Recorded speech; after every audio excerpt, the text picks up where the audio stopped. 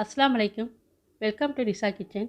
இன்றைக்கி நம்ம சேனலில் ஸ்ட்ராபெரி வச்சு கேசரி எப்படி செய்கிறதுன்னு இப்போ பார்க்கலாம். இப்போ ஸ்ட்ராபெரி சீசன் அதிகமாக இருக்குது. இந்த சீசன் டைமில் ஸ்ட்ராபெரி வச்சு எப்படி கேசரி செய்யலான்னு இப்போ பார்க்கலாம். பாக்கெட் ஸ்ட்ராபெரி எடுத்துருக்கிறேன்.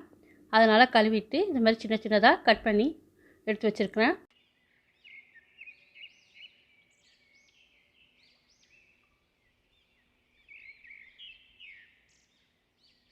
இப்போ ஒரு பேன் வச்சிடலாம். அதில் நெய் சேர்த்துக்கலாம். இதன் அளவுலாம் வீடியோ கீழே வரும், செக் பண்ணி பார்த்துக்குங்க. முந்திரியும் திராட்சையும் நெய்யில் போட்டு நல்லா வறுத்து எடுத்துக்கலாம்.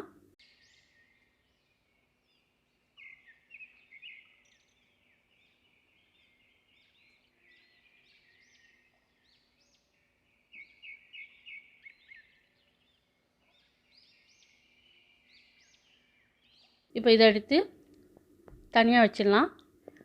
அதே பேனில் ரவா நல்லா இந்த மாதிரி வறுத்து எடுத்துக்கலாம். ரவா நல்லா வறுத்த பிறகு அதையும் ஒரு பிளேட்டில் மாற்றிக்கலாம். அதே பேனில் ஸ்ட்ராபெரி சேர்த்துடலாம். நல்லா ஒரு தடவை கலந்து விட்டுக்கலாம்.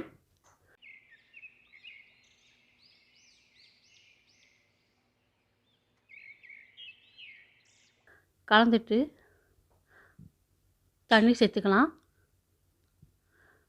தண்ணி சேர்த்து நல்லா ஸ்ட்ராபெரி வேகிற வரைக்கும் குக் பண்ணி எடுத்துக்கலாம்.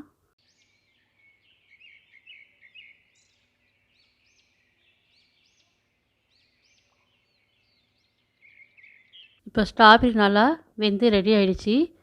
இப்போ ரவாவுக்கு தேவையான தண்ணி இதில் சேர்த்துலாம். ஏற்கனவே தண்ணி சேர்த்துருக்குறோம். இப்போ இதுலேயும் தண்ணி சேர்க்குறேன். இதோட அளவுலாம் வீடியோ கீழே வரும், செக் பண்ணி பார்த்துக்குங்க.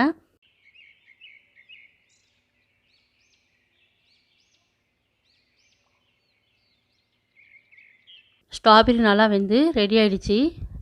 இது அப்படியே இதை மாதிரி நல்லா நசுக்கி விட்டுக்கலாம். இது அப்படியே நசுக்கி விட்டுக்கலாம். 1-2 இருந்தால் கூட பரவாயில்ல, சாப்பிட கூட நல்லாயிருக்கும்.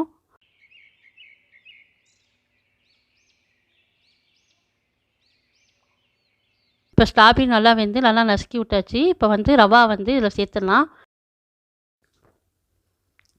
நம்ம வறுத்து வச்சுருந்தோம்ல, அந்த ரவா கொஞ்சம் கொஞ்சமாக நம்ம சேர்த்து நல்லா இந்த மாதிரி கலந்து விட்டுக்கலாம். நல்லா ரவா வேகட்டும்.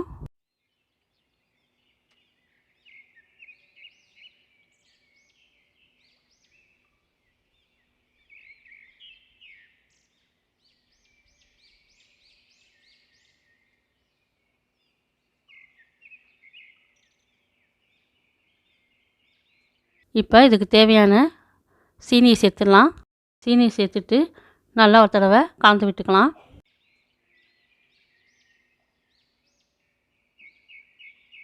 இப்போ இதில் நெய் சேர்த்துக்கலாம். நெய் சேர்த்து நல்லா கலந்து விட்டுக்கலாம்.